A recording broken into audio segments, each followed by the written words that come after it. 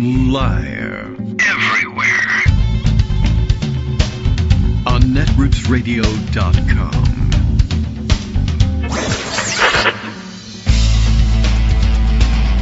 David Waldman. Kagro. In the morning. Now, here's David Waldman. Hey, good morning, everybody. How you doing? It's Tuesday, April 1st. April Fool's Day. April 1st, 2025. Time for another show. Time for another April Fool's Day. I can't believe this is happening again. Yes, I can believe it's happening again. Ha. Gotcha. I hate April Fool's Day. I mean, not with a passion. There's so little, I guess, that I do with a passion. Anyway, hating April Fool's Day is not really one of them, but it's just I don't know. I'll be glad when it's over. First of all, of course, there's the modern day scourge of trying to read the news on April Fool's Day and then having people write fake news stories and then say, haha, April Fools. And while I can appreciate the attempt at being funny, I think when the stories are perfectly plausible, and now these days almost anything is plausible, when the stories are perfectly plausible and not particularly outrageous, and then they say, ha, gotcha. Like, scientists have discovered chocolate is good for you and can help you lose weight. Haha, no, not really. I mean, it's not even a good example because that's probably pretty obvious. But, some just when they're just stupid and like, yeah, that could be true. And if it was, so what?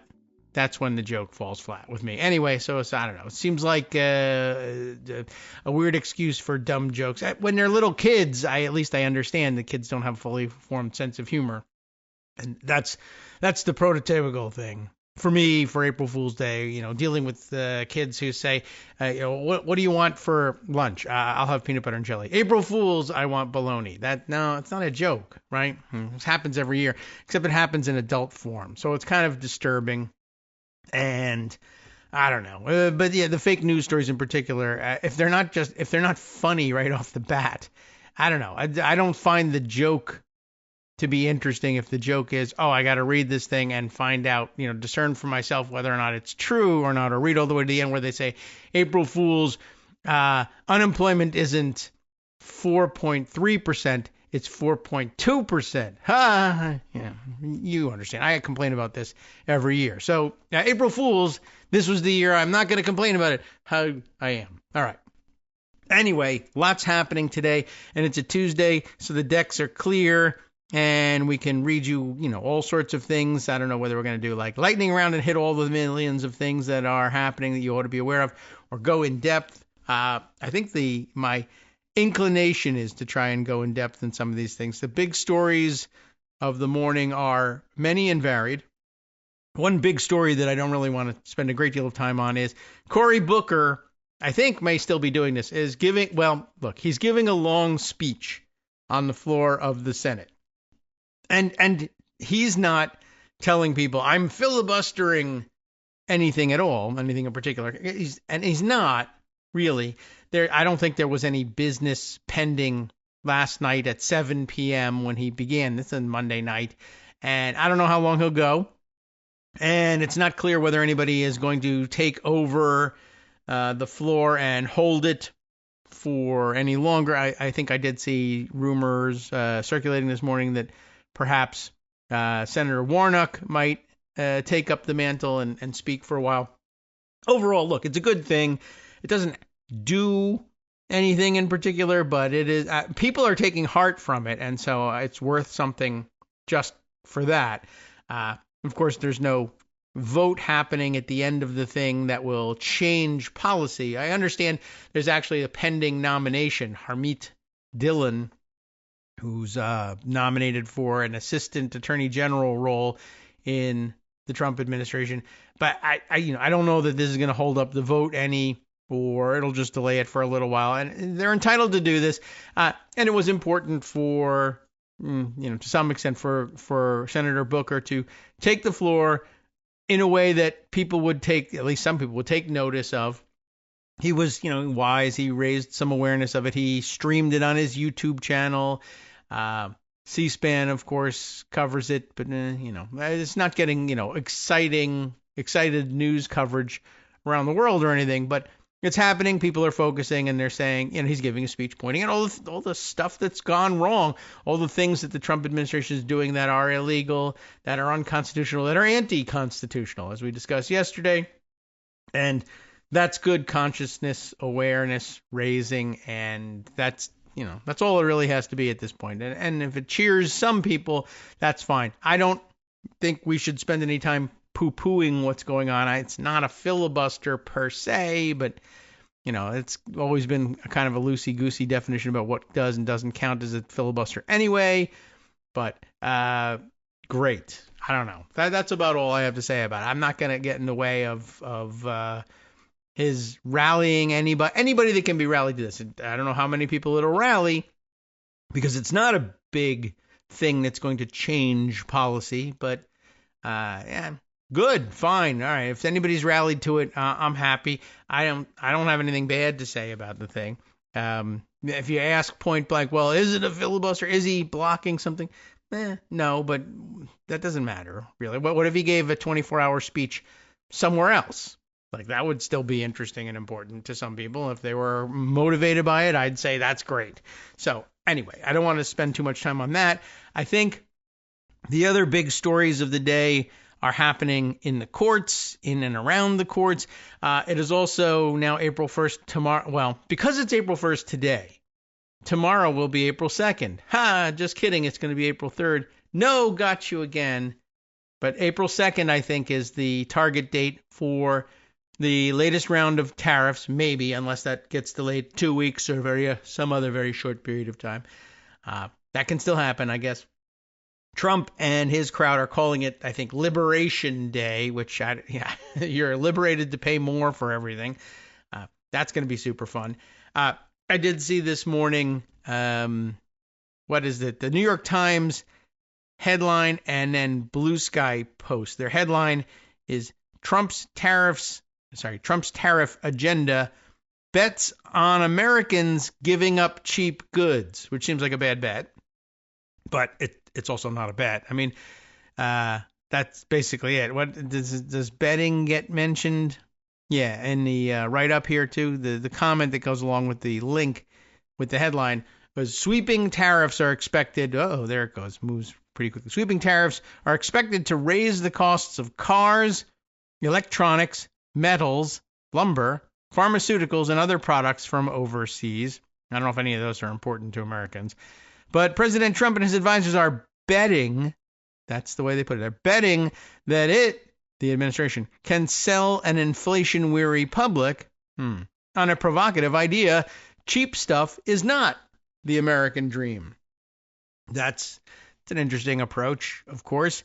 But it's also an interesting approach to say that they're betting that they can do this. I was just curious by that construction gets repeated twice. I mean, well, once you put it in the headline, you're going to repeat it again anyway. But what are they betting exactly? Like, what's the bet? What are the stakes, and who are they betting with? Like, what do I win if you're wrong and Americans say, actually, this sucks and we hate this situation and the higher prices are terrible? What do I get? What's the bet? Because they're betting, the economy and maybe the rest of the world economy, possibly, recession, possibly depression. And with everything else that's going on, and anti-constitutionalism everywhere, possibly the collapse of the American system. So what are we, what's in the offing here? What are the stakes on the other side? Like, I imagine a golden path to heaven has to be the counterbalancing stakes here. Right? What are we going to get out of this? And I mean, I guess they're saying, to the extent that they're really, if they really wanted to cling to the betting analogy, they would say, well, they're betting the next elections. They're betting the 2028 presidential election, plus, of course, the midterms in 26. They're betting control of Congress and control of the government on it. Of course, they're doing everything they can to make sure that they're not actually betting anything on that's locked up and that people can't oppose them effectively at the ballot box, and it won't count if they do. But I guess that's too far afield for the New York Times to cover in the same article. But I'm just wondering, like, what do we get to do? We get to kick them out? Get to throw them in prison? Do we get to extract the money we all lose from their pockets? No, it's not really much of a bet. It's that the president and his advisors are saying that they think they can survive not caring about what people think about what happens to the economy based on their policy. One, they don't really believe they'll be facing free and fair elections anymore. And two, even if they do, they'll arrest you if you say that means that they're out of power. So it's really, like I said, not much of a bet. But it's interesting, and it's being widely circulated today. But other issues on the map today, man, there are a lot. I would say probably the bulk of the discussion is around a singular case, of which there are, I'm sure, many more exemplars that just haven't yet come to light. But a singular case focused on in an Atlantic article, which is also being widely circulated and in gift form as well.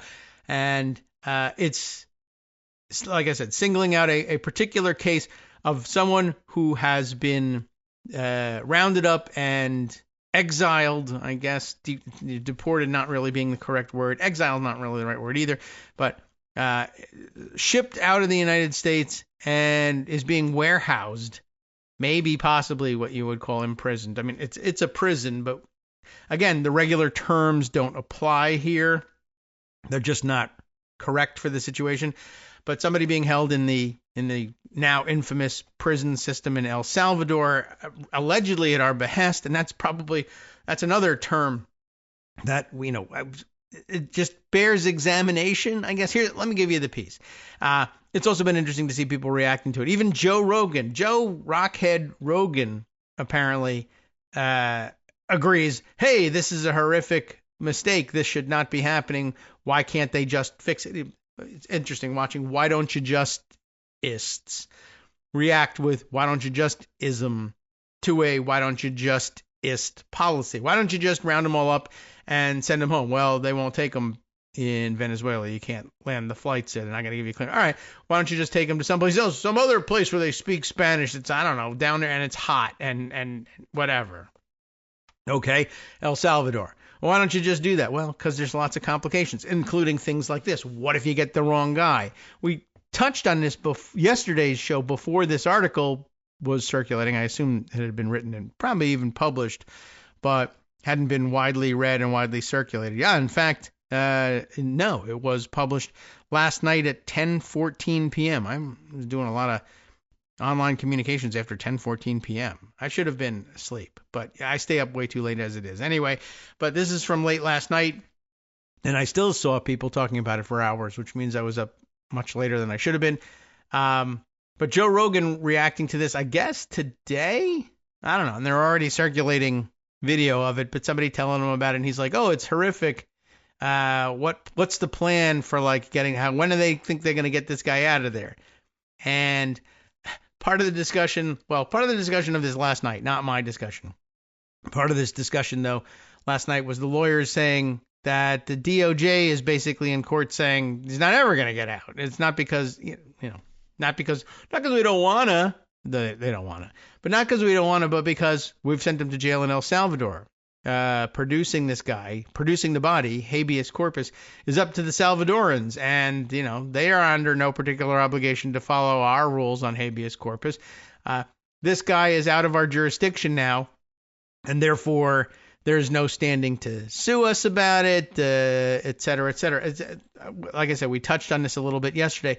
A lot of the presumptions that courts are supposed to make or supposed to be entitled to make about the government's position is that they're approaching things in relative good faith, that they're not doing things arbitrarily and capriciously, that they're not outright lying, that they're not outright scheming to defraud the courts by saying, we'll follow your order as soon as you issue it, but can we just have a 15-minute recess so that we can eat some lunch? And instead they go and they call the Justice Department and say, quick, tell ICE to ship that guy out of here immediately so that when we go back in there and start writing the order, we can say it's moot. Don't worry about it. Don't even issue it. You can't do these sorts of things. But habeas corpus came up yesterday in the discussion with Greg. And so before this article was written, we were on it here. I mean, it's hard to imagine it coming any other way. So it's not like a great innovation or a great insight or anything. But if you've shipped people to El Salvador instead of holding them in American prisons, and it's done incorrectly and without due process, and the courts say, yeah, not only did you get the wrong guy, you skipped the due process that would have ordinarily, presumably, at least had a chance of filtering this guy out of the system. So fine, habeas corpus, right? Produce the body, bring the guy into court so that we can fix his situation. I can't. He's in El Salvador, and we have no control over him anymore. If you don't have habeas corpus power as against the people who are imprisoning him, then a couple of things. One, you'll never get due process. Two, you are no longer in control of this person's incarceration, which would normally be the case if you actually deported somebody. They're out of our jurisdiction. We don't have any control over them. But you're also not imprisoning that person. That person can, I don't know, I wouldn't say it's exactly like they can come back to the United States and seek due process and seek redress for having been wrongfully deported. But at least I guess they technically would have that option. They're not in prison anywhere. But if they're in prison at our behest, then yeah, habeas corpus, produce that body. Well, I can't. He's out of our control. Well, are you paying? I don't understand. I thought you were paying a fee to El Salvador to imprison this person. Yes, we are. And are you paying it on a continuing basis? Sure. If we didn't, they'd... Oh, wait a minute. Good question. If we stopped paying, what would happen? I mean, that's the inquiry that needs to be happening in the courts, I guess, right? We say, I'm stuck saying that. Our Department of Justice is in court saying, I don't know, there sucks to be that guy, as someone was putting it last night. That's basically their position in all of this. Like, if you can't produce the guy after the fact when questions have been raised, and you can't produce this guy and you can't apply due process even post-incarceration, which, supposed to happen before, but if you can't even produce it afterwards, what are you supposed to make of this system, right? It's just without any accountability at all. And I know that the white supremacists that are running the system don't particularly care about that. It doesn't bother them that there are brown people wrongfully incarcerated in another country. But even shouldn't Doge, the Doge boys, have a problem with this? If you're paying El Salvador, I don't know how the arrangement is made. Is it a one-time fee, or are we paying on a continuing basis? If it's a one-time fee, right, I guess it's more understandable that the guys, that we have no control over those guys. But then why isn't El Salvador just saying, take the fee, take some pictures of the guy behind some bars, make sure there's enough inmates around that if dress-up Barbie Secretary of Homeland Security wants to come down and take a picture in front of them, that we have inmates available for that, and then just turn them loose. I mean, maybe you don't want to turn them loose in El Salvador. Maybe you get them back to Venezuela. Maybe you take them to the border and push them over in another direction at gunpoint. Maybe you kill them and bury them in mass graves. Not a suggestion, just a possibility, right? We don't know what happens, right? If we're paying on an ongoing basis, doesn't Doge want to know what's the fraud prevention strategy here for Doge? The El Salvador hands us bills and says, we're holding, 1,000 of these prisoners. Pay us 1,000 times whatever you said you were going to pay. And we don't know if they're holding the guys, and we can't get them back even if we want them. Why are we paying? What's the strategy here? All right. Well, I better I'm getting to the conclusion of things rather than reading you this, I guess, fabulously reported story that everybody's talking about by Nick Miroff over at The Atlantic. And, quote, administrative error sends a Maryland father to a Salvadoran prison. It's this guy's story. It's the other guy who says that he's what am I doing here? I'm just a barber, right? I never broke any laws. I'm a hairstylist / barber. For whatever reason, he made a point of saying I'm gay as well, which is, I guess, supposed to mean that you would find it difficult to believe that he's a gang member, though I'm not certain how that works either. But I guess I can make up dynamics that make it work. Anyway, the Trump administration, the subheader says that it mistakenly, they actually admit it, that's what has made this a unique case, mistakenly deported an immigrant with protected status, but that courts are powerless to order his return. Catch that in there. The guy's got protected status, and we talked a little bit about status versus a visa and the difference between the two. If you've got protected status, you're not supposed to be deported. There was like a court order basically saying, don't deport this person. And then they deported that person, and the courts want to know why, and they can't even gain personal jurisdiction over the guy to sort that out because he's in El Salvador. It's really quite something. All right. So sip of the lemon balm mint tea here for just a second. And then onward into the article. The Trump administration acknowledged in a court filing on Monday that it had grabbed a Maryland father with protected legal status and mistakenly deported him to El Salvador. I'm sure, the whole time. But this is a mistake. I have protected legal status. Yeah. Tell it to the judge is what you usually say. But now, yeah. Tell it to the flight attendant, I guess, because we're not going to bring you in front of a judge. We're just shipping you out.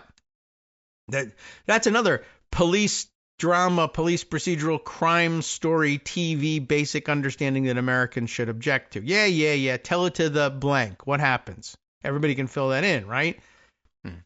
Not anymore. So anyway, they've mistakenly deported him to El Salvador, but said that the U.S. courts that are now questioning this thing lack jurisdiction to order his return from the mega prison where he's now locked up. The case appears to be the first time the Trump administration has admitted to errors when it sent 3 plane loads of Salvadoran and Venezuelan deportees to El Salvador's grim terrorism confinement center. That's what they call it. The terrorism being fleeing terrorists. And he was sent there on March 15th, it notes. Attorneys for several Venezuelan deportees have said that the Trump administration falsely labeled their clients as gang members because of their tattoos. Trump officials have disputed those claims. And I don't know if this is the article in which it's discussed, but I also see being widely mentioned and recirculated, Chris Hayes had picked up on it, that apparently people who actually know something about Tren de Aragua, whatever there is to know about it, do say, yeah, they don't actually have any identifying tattoos. That's just not a thing in this gang. Every gang has their own thing, I guess, and you're entitled. It's your gang. You make up what the membership rules are, like the stupid one gang that, what's his name, Enrique Tarrio says he leads. Proud Boys always claimed, for whatever reason, they thought this was actually interesting and fun to do, that you had to, you had to name 5 breakfast cereals while all the other members of the gang punch you, which, I don't know. I guess you get punched for a little while, and I guess being punched makes you forget how to concentrate on the names of breakfast cereals. I don't know. It doesn't last very long. Doesn't seem like a good gang initiation. Anyway, right. So the claim is, we're deporting people because of these very evil gang tattoos. And then it turns out, one, that the tattoos are usually very, in the cases that reach our newspapers, harmless. And then 2, that's not a thing in this gang anyway. So in Monday's court filing, attorneys for the government, who you're supposed to defer to and believe in all the time, admitted that the Salvadoran man, Kilmar Abrego Garcia, had been deported accidentally. It's a very difficult thing to do, accidentally. Leg shackles, waist chains, booking a flight, the whole thing. Although ICE was aware of his protection from removal to El Salvador, Abrego Garcia was removed to El Salvador anyway because of an administrative error, the government told the court. Trump lawyers said the court had no ability to bring Abrego Garcia back now that he's in Salvadoran custody, which really should invalidate the whole policy. You can't do this policy because there's no possibility of correcting for mistakes. It is therefore an illegal policy. Stop doing it. In a normal world, that would be the pronouncement, and then it would stop. Well, presumably. But again, another thing about this that I guess they get to later in the articles, remember, this is a person who is in the United States because they are fleeing what they fear would be death at the hands of Salvadoran gangs, right? And our solution is chain him up and hand him back to Salvadoran gangs in a prison setting where they would, presumably kill him as well. Oh, that's a mistake? Well, what are you going to do? Simon Sandoval, well, I don't know, is it Simon or Simone? It doesn't accent it, but Simon Sandoval, I would say normally Simone Sandoval, but it's Simon Sandoval Moschenberg. So I don't know, maybe he's also Jewish and Latino. It's Simone Sandoval Moschenberg. I don't know. He is Abrego Garcia's attorney. And he says he's never seen a case in which the government knowingly deported someone who had already received protected legal status from an immigration judge. See? Okay. Never seen a case in which the government knowingly deported someone who had already received protected status from an immigration judge. He is asking the court to order the Trump administration to ask for Abrego Garcia's return, and if necessary, to withhold payment to the Salvadoran government, which says it's charging the United States $6 million a year to jail U.S. deportees. And I really would like to see the specifics of the deal and what are the terms under which it gets paid. And, if half or more, let's say 50% plus one of the detainees turn out to be mistakenly incarcerated there, are we entitled to withhold all $6 million? Are we entitled to do it on a per capita basis, or are we entitled to not pay any of the $6 million if there's even one mistake? No one even knows. There might not even be an agreement. I don't know. Anyway, yeah, this whole thing is pretty wacky. We'll start again with this paragraph because there's an awful lot packed into it. This is a heavily nuanced story, and I don't know if I'm going to make it through.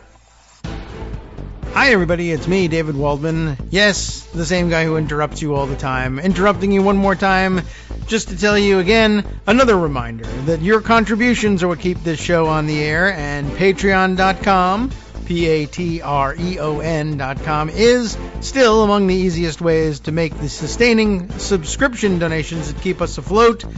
Are you ready for the pep talk about how our Patreon campaign is still going strong and growing? Well, too bad. Yeah, the plain fact is we actually are headed in the wrong direction, and whereas we once had about 175 monthly patrons, we're now actually down below 150. Time to recruit some more.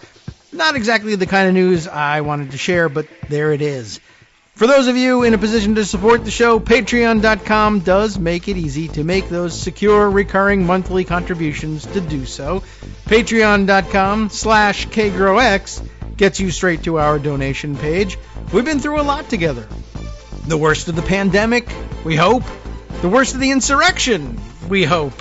So go ahead and treat yourself. You don't need an excuse. Give yourself the gift of a little something you enjoy in life. Support the show. And of course, if you happen to prefer using PayPal or even the Square Cash app, we're up and running on those options too. So thanks again, everyone, for all your support. We couldn't, or at least shouldn't, do it without you. Hope you'll be on board soon too. Thanks for all your support. All right, welcome back now to the Kagro in the Morning Show here on Netroots Radio. I better get back to it and get started again. Well, let me reread this paragraph in which we mentioned that Simon Sandoval Moschenberg, Abrego Garcia's attorney, says he's never seen a case in which the government knowingly deported someone who had already received protected legal status from an immigration judge, and yet that's what happened here. He is asking the court to order the Trump administration to ask for Abrego Garcia's return. And I'm going to pause there because that's what we have to do, because we aren't incarcerating this person. El Salvador is. So all we can do is ask for El Salvador to give this guy back. But the Trump administration doesn't want him back, so they're not going to ask for him to come back. But here we have an attorney asking the court to order the Trump administration to make this ask. And that's all it can be, is an ask, and that's problematic, the whole thing. This is the long answer to the why don't you just question, right? Why don't you just take El Salvador up on their offer, whatever that may have been, to incarcerate our deportees for $6 million a year? I mean, this is a thing that only a Republican administration would even entertain. It would be, I think, it would be obvious as to why it wouldn't work to a Democratic administration. Well, what do you mean? You just incarcerate somebody that has violated the laws of the United States and incarcerate them in another country under someone else's control, put them in someone else's custody? How would that work? I understand the deportation thing because we deport people out of our custody as well.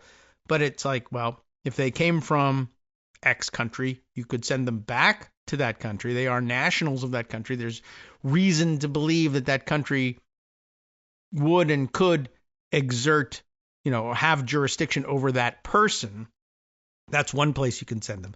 If they won't take those return flights, then you have, you got an issue. What do you do with these people?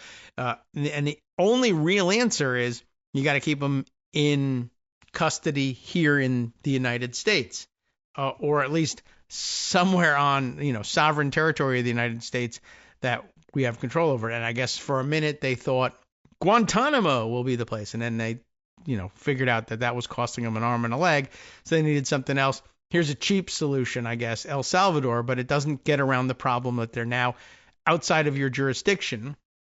And many stupid and terrible things can happen. But the reason it can't be a legal policy for the United States is, what if there's a mistake? What if due process is finally granted and you realize that you have wrongly incarcerated somebody? If they're not in your control, if there's nothing you can do about it, what's the price? What's the cost? What's the bet here? There's another betting context. What the DOJ is in court, having been hauled in there, and say, look, you made the mistake. You've done this thing. You know what you've done? You've deprived a person of life, liberty, or property without due process. That's a Fifth Amendment problem. What are you going to do about it? Well, got a couple options. We could restore their life. We could have a hard time restoring. Liberty or property, you can restore it. You can restore their rights, whatever they may be, whatever bundle of rights they may hold as a non-citizen. So do it. Well, we can't. There's no remedy whatsoever. Okay, then that's a policy you can no longer pursue.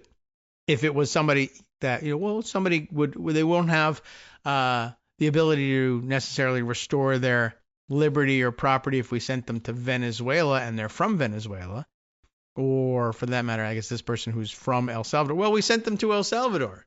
It's up to the Salvadorans what to do with them. Is it? Because you're paying them to put them in this prison. It's not really up to them. We can't even ask them to afford the guy due process. It's a mess from start to finish, but it's what happens when you just say, I don't know. Just if we don't make any mistakes about it, then what's the issue? Right? We don't owe these people anything. We're deporting them. We're getting rid of them. We don't want jurisdiction over them anymore. You take them. But we don't know what happens to them. And I mean, it's just a bad deal from our perspective. If you believe in these deportations, you're getting a bad deal. Doge should see that this is a bad deal. What do you mean we're paying $6 million and we don't even know if those people are still in jail? I thought you were what if they just turn them loose and give them a backpack and a bottle of water and say, go back to the United States? Because if they pick you up again, we're going to get another $6 million sending you back here. Just tell them you have a different name so that they don't check, because they're big on databases now. Doge will check that. And it doesn't really matter whether there's a real hit or not. They'll say there is. But I imagine you could go back and give your own name, and it could take them a year to figure out that they're sending the same person back and forth all these times. But delay the process by telling them you're someone else. We don't know that the Salvadorans are not doing this. I mean, that's the least of the issues involved in here. But if you want to involve an interest, Elon Musk and Doge, and presumably even Trump and Stephen Miller in all of this, then Stephen Miller might be happy to say, well, we're torturing this person by sending them back and forth 100 times. That's good. He might like that. But Doge, don't we get our $6 million back? There's not enough money for us to care about. I give that away in a week trying to bribe people into voting in Wisconsin. So, I don't know. Don't know. Anyway, so where were we? The lawyer was asking for the court to order the Trump administration to ask for Abrego Garcia's return and, if necessary, to withhold payment to the Salvadoran government, which says it's charging the United States $6 million a year to jail U.S. deportees. Trump administration attorneys told the court to dismiss the request on multiple grounds, including that Trump's primacy in foreign affairs outweighs the interests of Abrego Garcia and his family. It would be, in other words, this is that same weird nebulous power that Marco Rubio was using. It would be a foreign affairs problem for us to ask to correct this issue. We've mistakenly done this. We want El Salvador to bring them out and return them to us. And El Salvador says, you're making this deal difficult. The reason we charged $6 million was we understood that there would be no questions and we'd never have to do any paperwork. Just take who you give us and put them into jail. We can do that. $6 million is the price. You want us to keep track of their names and who they are and whether they're alive and verify to you from time to time that they're actually still being held like you're paying for, then the price is $12 million. You've got to have headache paperwork money. Maybe that's what's going on. I don't know. And Trump basically saying, I've worked out this deal as a matter of foreign policy, and anybody else meddling in it is encroachment on presidential authority. That is another stupid theory that he's come up with. You can't tell me what to do. I'm president of the United States. That's not how things work, but that's how he thinks that they should work. And so far, nobody has told him no, because they've even made it to the Supreme Court with the question of, can I do anything I want? And they've said yes. And as you know, that is not how this works. They claim that the court is powerless to order any relief, Sandoval Moshenberg told me, our author of our Atlantic piece. I've already forgotten the name. I should go back to it. Nick Miroff. And for those of you joining us in the middle, Nick Miroff's piece is in the Atlantic today. An administrative error sends a Maryland father to a Salvadoran prison. That's the title of the article we're reading. And so Trump administration attorneys told the court dismiss this request on multiple grounds, including that it would interfere with Trump's primacy on foreign affairs. They claim the court is powerless to order any relief. The lawyer, Sandoval Moshenberg, told me, if that's true, the immigration laws are meaningless. All of them. Because the government can deport whoever they want, wherever they want, whenever they want, and no court can do anything about it once it's done, right? If you can't order it in this case, and I guess the Republican theory here is, well, we know enough about what happened to them not to have any worries about it. Where are they? They're in jail in El Salvador. Can I prove it? I don't know. Yes, no, maybe. Who cares? What reason do you have to not believe that they're in jail in El Salvador? You saw pictures of people in El Salvador in jail, and we took a picture of them behind the dress-up Barbie lady. What's her name? Kristi Noem. And so there's proof right there. Well, we don't know who those people are. This also like a chain of custody inquiry, as I keep saying we need to do with all their paperwork. Eventually you'll find the hole in it because they don't care to actually do things right. Are those the prisoners that came from the United States? Are they Salvadoran? Are they Venezuelan? Are they gang members? Are they guilty of any crime? Are they the people you said they are? Are they anybody? We don't know.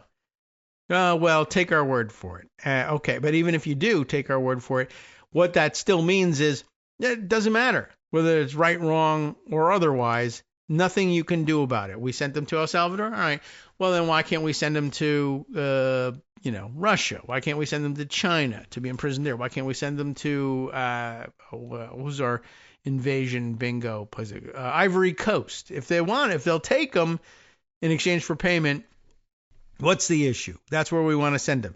But you got it. What if you're sending innocent people? What if you're just arresting Democratic members of Congress and putting them there? We don't know what happened to him. He didn't show up for work today. You deported him to El Salvador.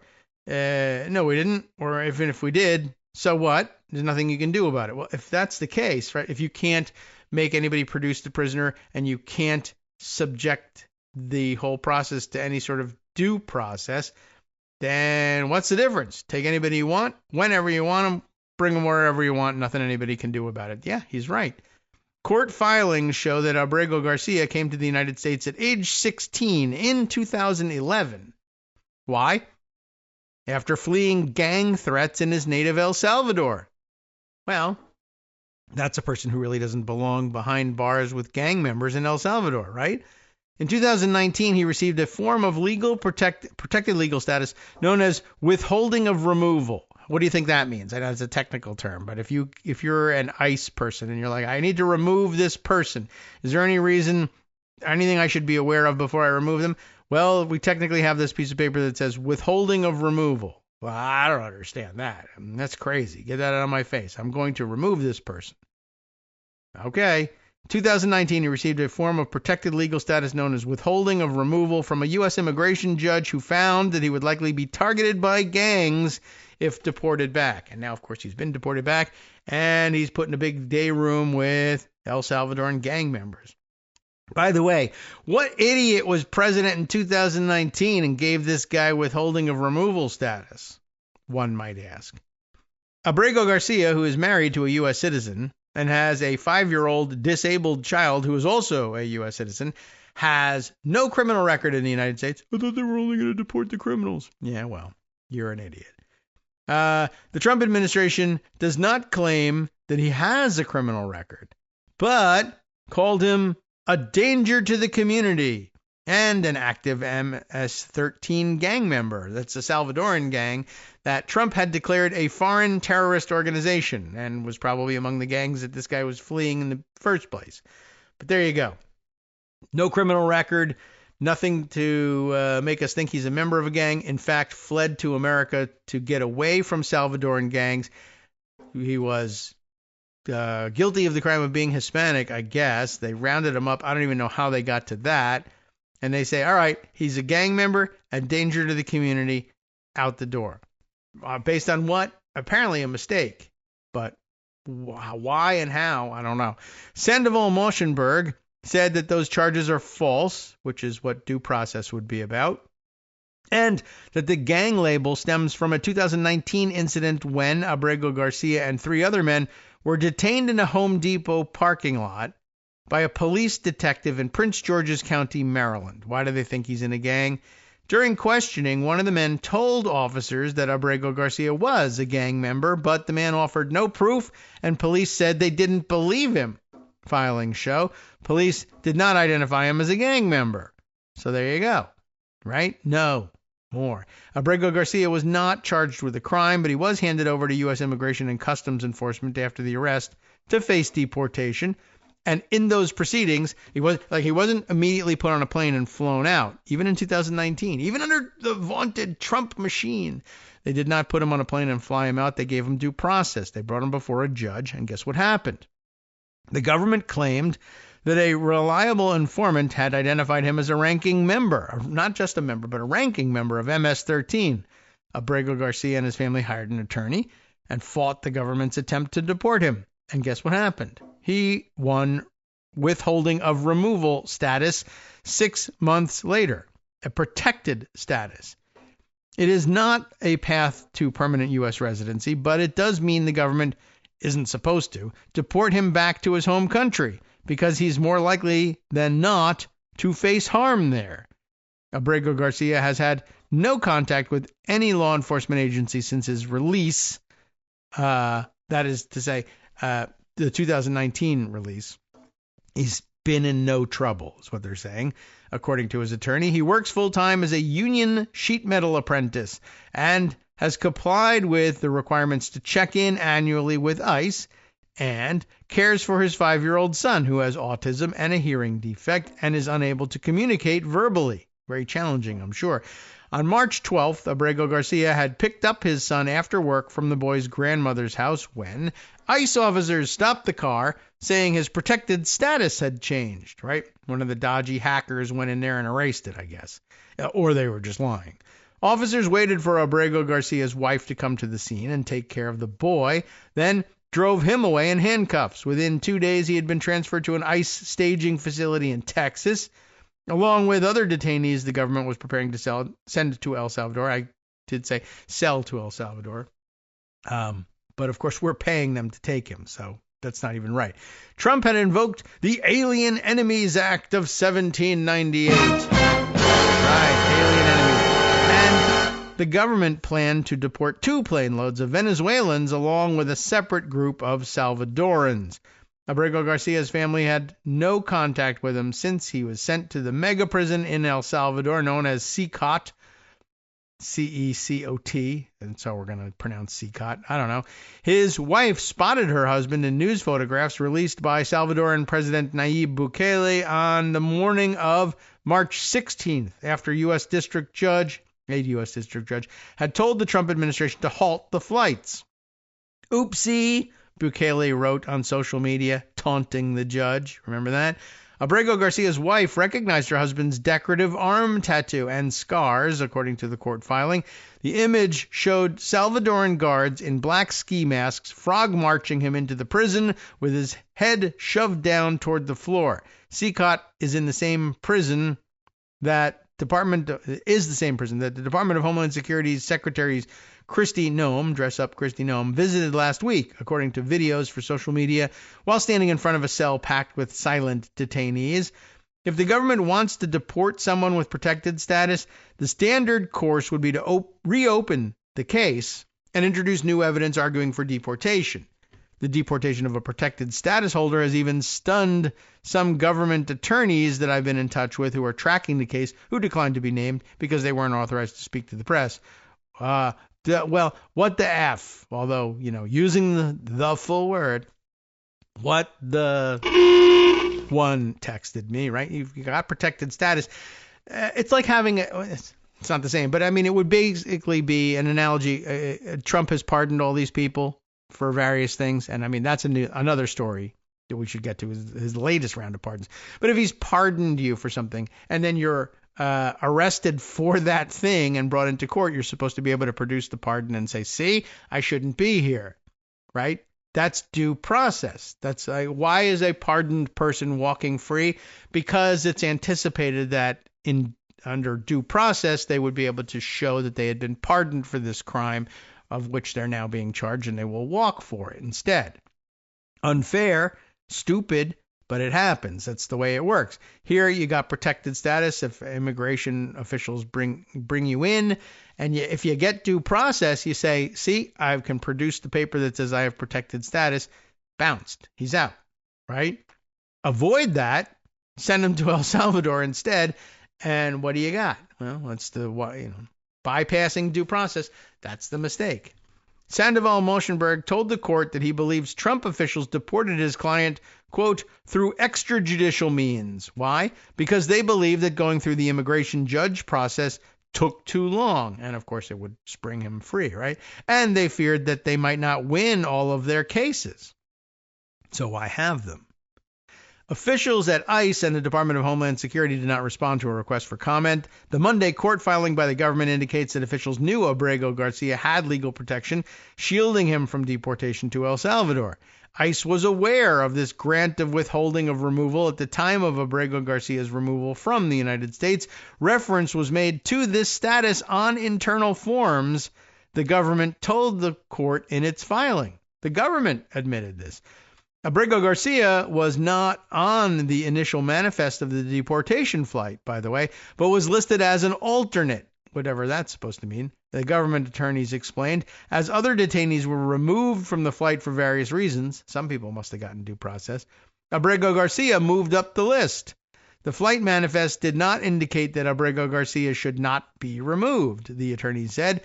Through administrative error, Abrego Garcia was removed from the United States to El Salvador. This was an oversight, the government acknowledges. But despite this, they told the court that Abrego Garcia's deportation was carried out in good faith. So therefore, you can't ding us for it, I guess, is supposed to be the claim. And yet, that is not how this works. But an administrative error for which they say there's just not a remedy for it. Of course, where there's no remedy, then there's no law. You just have authoritarianism instead. And what can I tell you? It's a little crazy. out there. So that's a widely circulated story. And yeah, as I said, you really just don't have. This is the issue with bypassing due process. And I guess if you want to speak their language to them, you might ask Doge to look into this. They'll look the other way because they're not accountable to anybody either, except Donald Trump, to whom, and he'll insist on keeping people in prison anywhere. He doesn't care where it is or why they're there. But even Doge should have a problem with this if we just don't know what's happening to the people we're paying to hold in El Salvador. We don't know if they're still being held. It's just a bad deal in general. All right, a couple other stories that are out there that require our attention, and there's so many of them. Let's return to the other story we've tracked over the past couple of days, the Doge boys and their attack on the U.S. Institute of Peace. Remember this one? Where they were locking the building and said you can't come in because they're actually not an executive branch bureau or department, or not under the executive branch at all. And in fact, that they're better viewed as a congressionally chartered and paid for. They're paid for with taxpayer dollars, but it's not an executive branch operation, but better thought of as a think tank. And that they owned their own building, and they owned the land that the building was on, and they have their own board of governance, their own board of directors that decides what they do and how they do it. And that the claim was that Doge went in and erased the tenure of everybody else on the board, fired the whole board, replaced them, a 15-member board, with 3 new people who, are serving the administration, who would be ordinarily ex officio members of the board. But the other 12 members are just ignored. And the 3 ex officio members from the Trump cabinet say, we're appointing a new president of United States Institute of Peace. This is the guy. He's also, an employee elsewhere. I think he was from USAID, actually, but a Trump supporter. And he said, the leopard ate my face, but I love leopards. And they gave him a new job, U.S. Institute of Peace president. And then he said, yeah, open up and get out.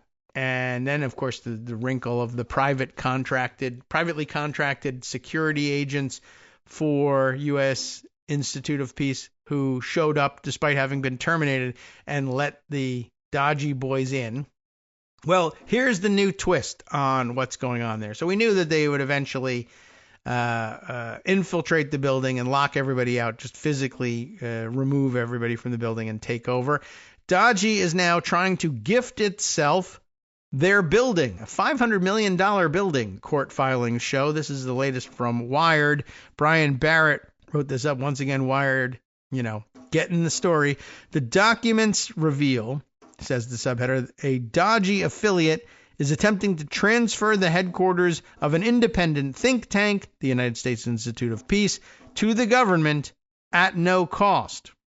It's not a government building. It doesn't belong to them. They've just seized it anyway, and now they want to make it a government building. Why do they want to make it a government building?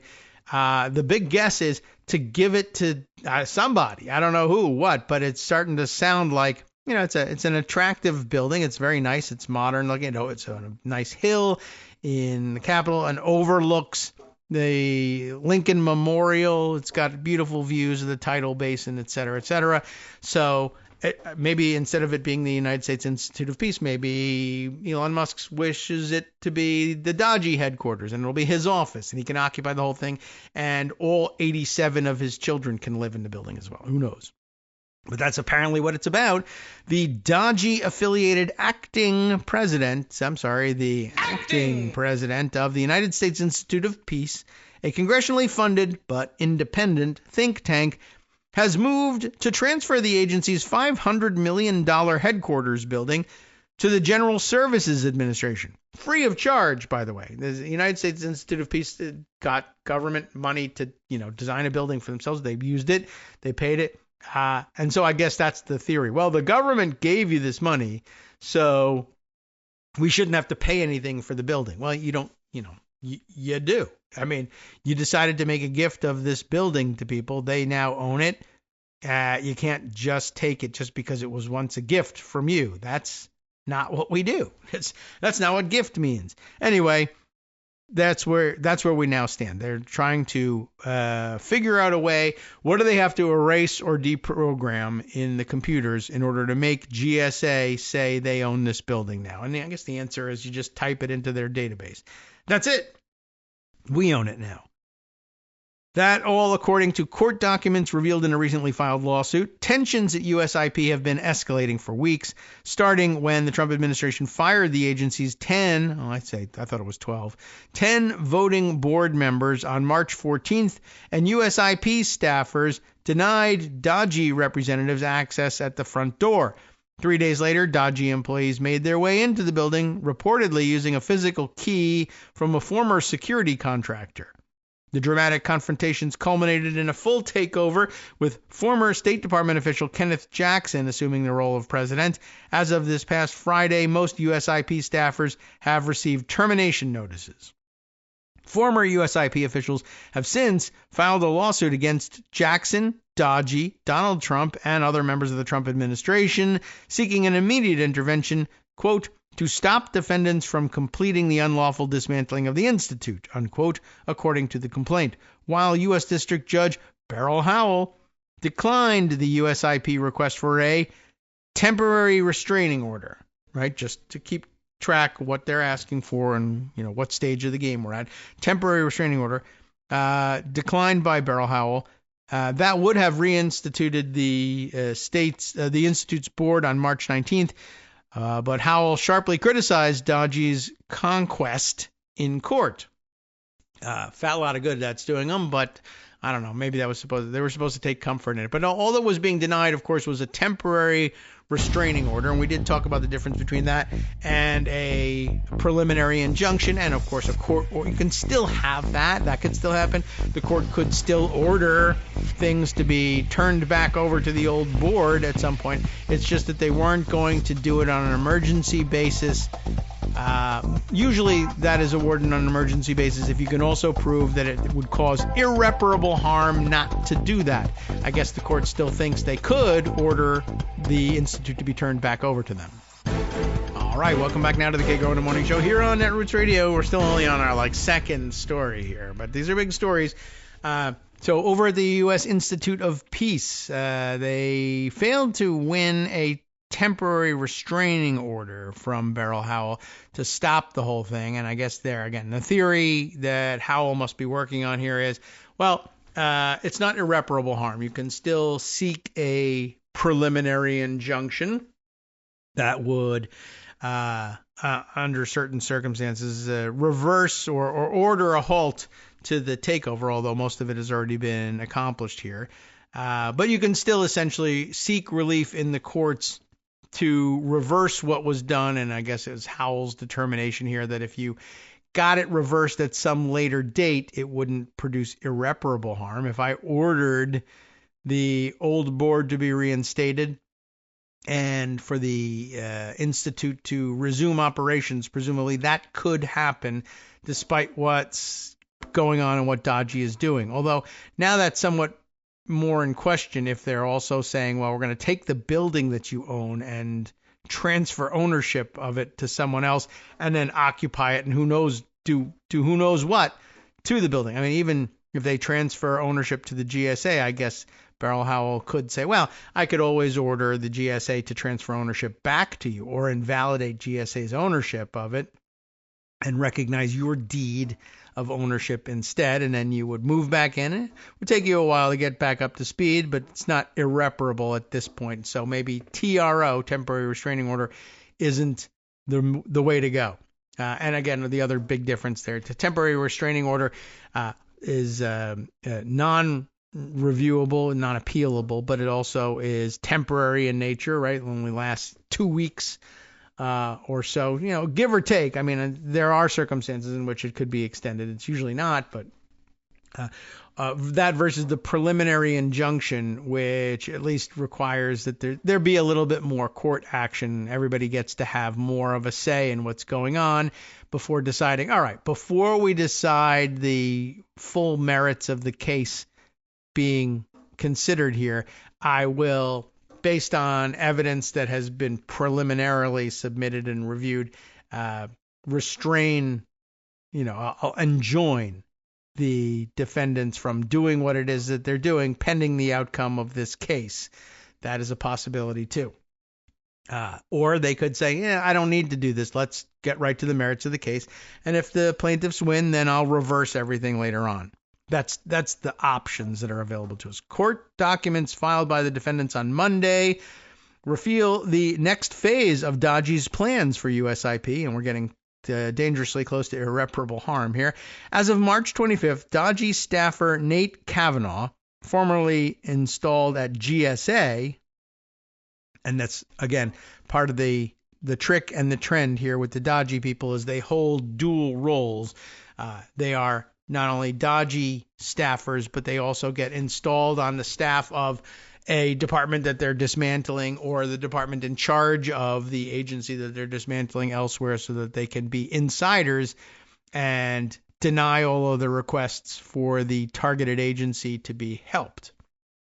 Anyway, as of March 25th, Doge staffer Nate Kavanaugh, formerly installed at GSA, has replaced Jackson as the Institute's acting president. How about that? The acting president has been replaced with another acting president already.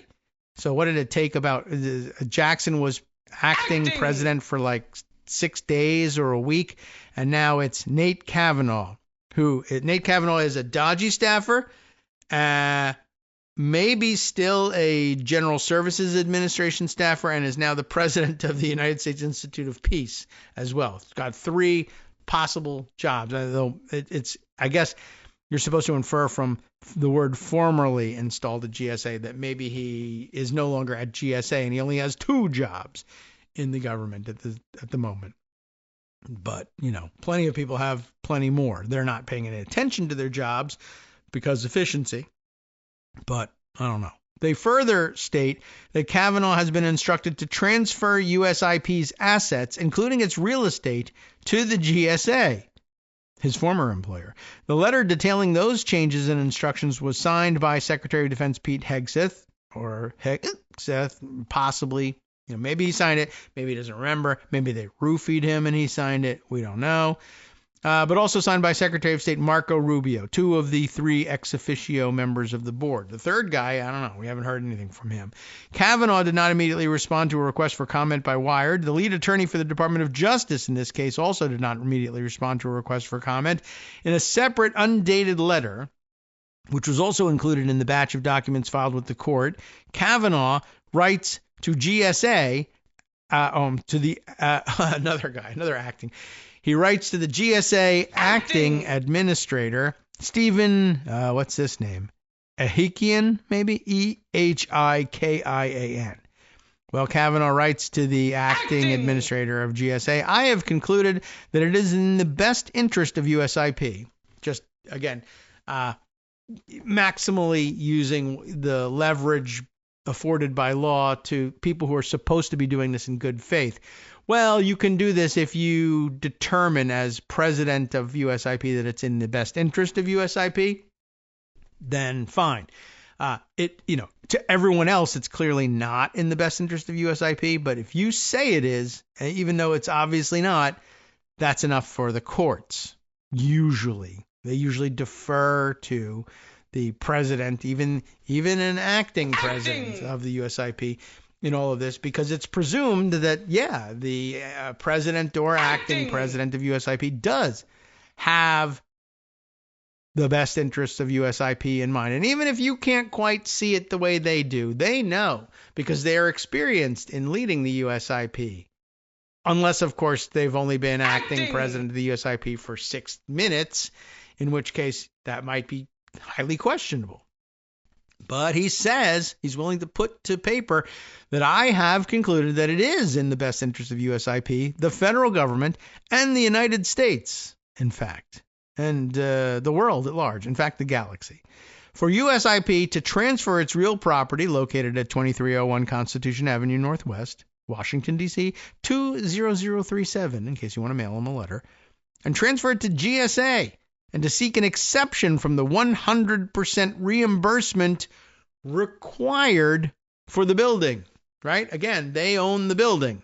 If the government is seizing it, there needs to be a reimbursement by law and probably constitutionally. You're being deprived of property without due process of law. Well, I don't know. It's due process. The president, or at least the acting president of USIP, says, we don't want this $500 million building. Who's we? Me and then nobody else who works here anymore. Kavanaugh goes on to estimate that the building has a fair market value of $500 million. He should just say zero. That would make the whole process a lot easier. Not that anybody would believe it, but okay.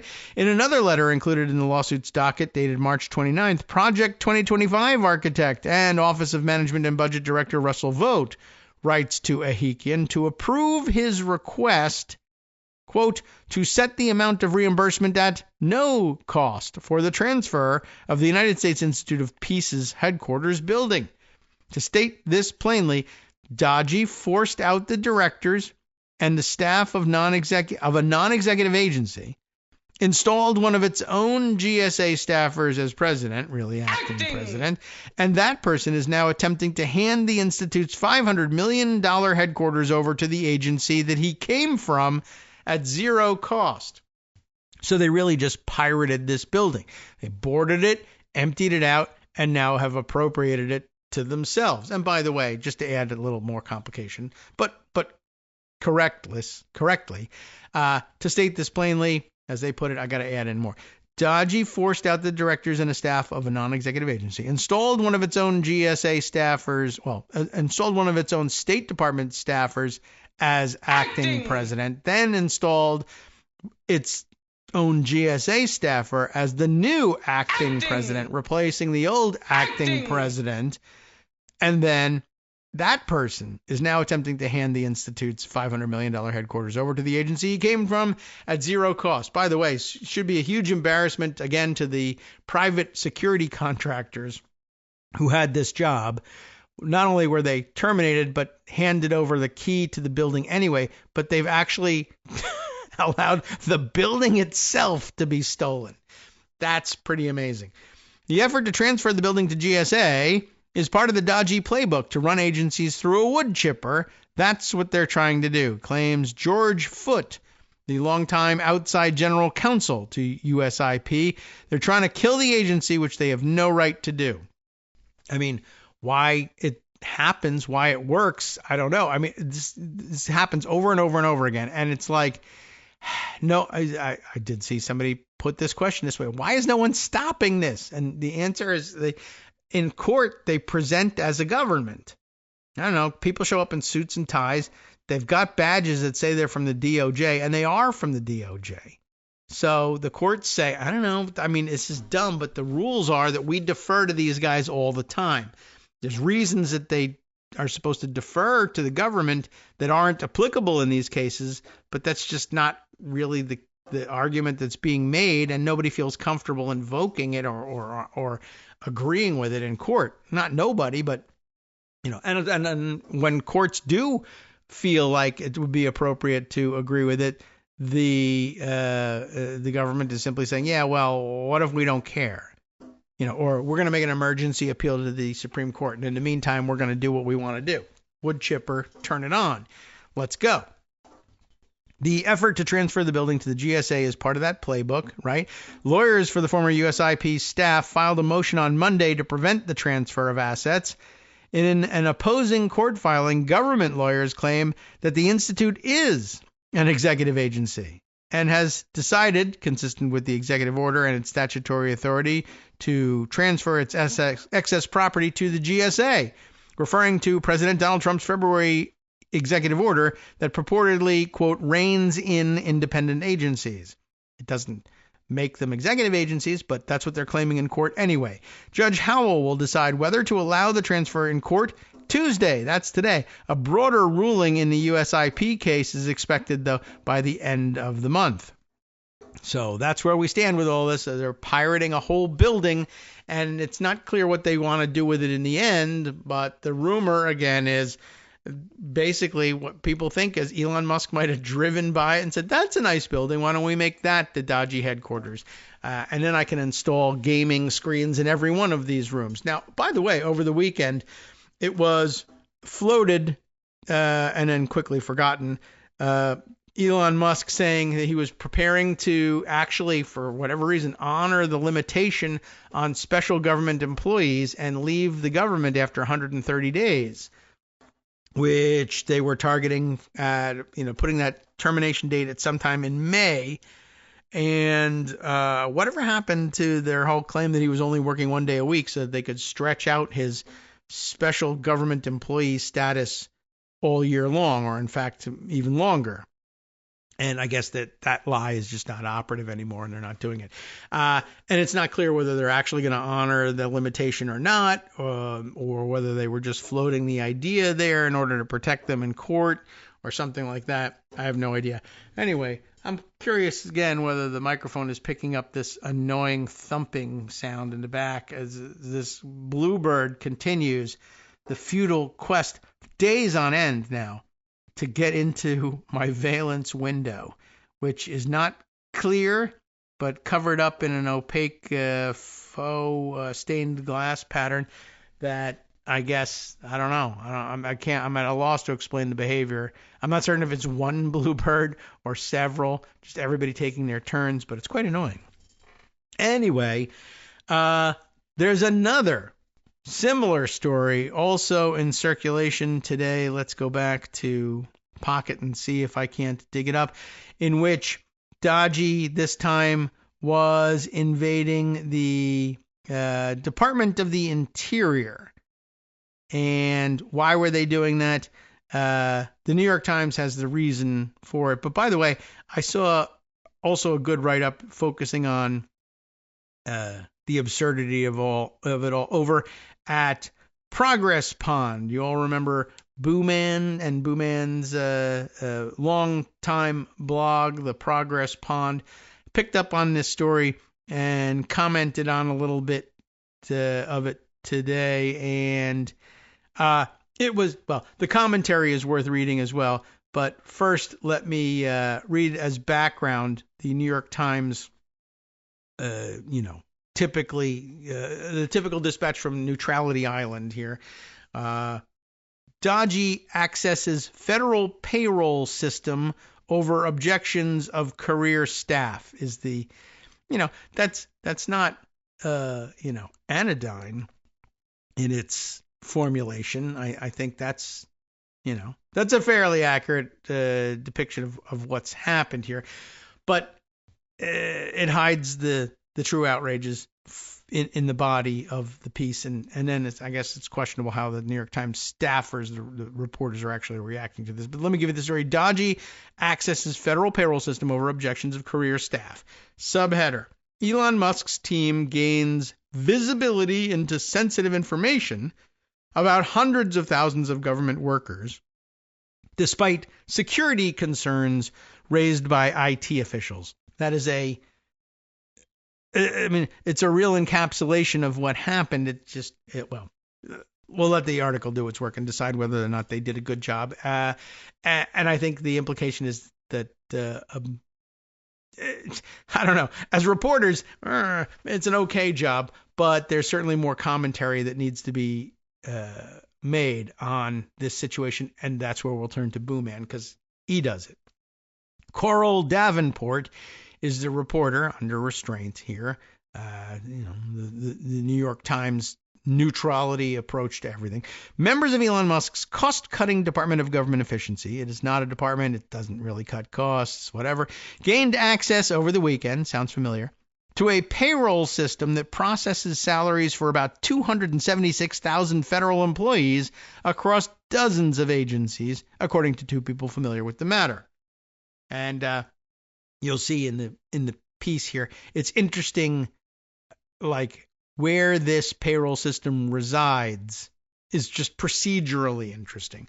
The move overruled objections from senior IT staff Why would they object? Well, lots of reasons, but among others, they feared it could compromise highly sensitive information, that government personnel information about those personnel, including by making it more vulnerable to terrorist cyber attacks, these people said. Oh, we were supposed to try to avoid those, right?